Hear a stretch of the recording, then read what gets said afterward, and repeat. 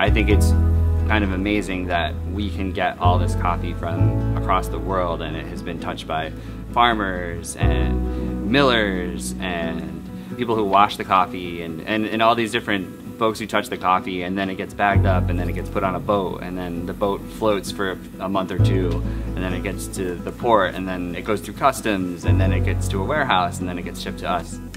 I wonder if folks really do get the opportunity to consider that. It's a lot of stuff that happens even before it gets to us. And then once it gets to us, we have to then treat it with respect and roast it properly and then present it properly to everybody.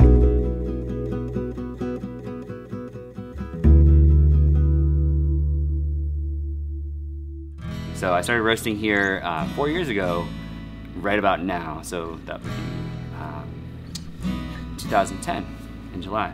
And I don't know, I took to it pretty quickly. I started to love it right away, and it's been really fun. It's been a fun experience the whole time. So Uncommon Grounds was started in 1992 by Dan and Marsha Murphy. They moved into the space on Broadway at 402 Broadway in August, I believe. We have a great photo of the roaster being moved off of a truck onto Broadway, blocking off Broadway into the store. We started out roasting right away in '92, as far as I know, and there aren't many that do it actually on the floor with the customer. It's a challenge, but it's also awesome at the same time, because then you can have really great interactions with your customers. You can tell them about what you're doing, and then you can explain things about coffee that they wouldn't know or understand. Everybody has their own experience with coffee, and a lot of it stems from how you've grown up, how your parents have a relationship to it, and what you've been exposed to. I think coffee can be really beautiful and exciting and different in a way that, you know, maybe some folks have never tried before, you know, and I think that's the exciting part, is to share new things. We try to represent each region tastefully, and we try to find great coffees from each area. So we have coffee from Indonesia, we have coffee from the Americas, we have coffee from Africa, and I think we just try our best to highlight the great things about each one.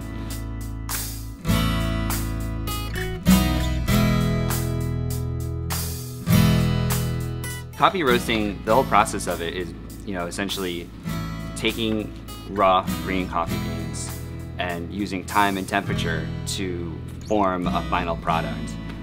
Each coffee has its own personality, and that's based on how high it was grown and how it was processed at origin.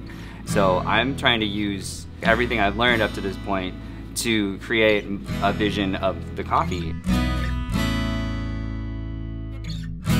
Roasting takes a lot of sensitivity in terms of smell and taste, but I feel like these are all skills that I'm just constantly learning still. That's a really important thing to keep in mind as a roaster, is that like you have a taste library of different things that you've tasted before, and if you can compare what you're tasting now to something you've tasted in the past, you can use that knowledge to then move you forward with it. You make something, you taste it, and then if it's not good, you go back to the drawing board and try it again.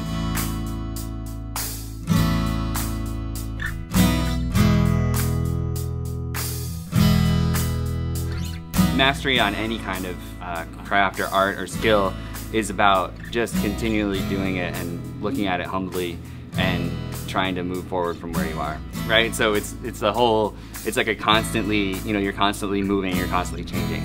So I don't know, that's part of the charm of it, I think. You know, I think we're just trying to make the best thing that we can, and the best products that we possibly can here, and the chase is the fun part.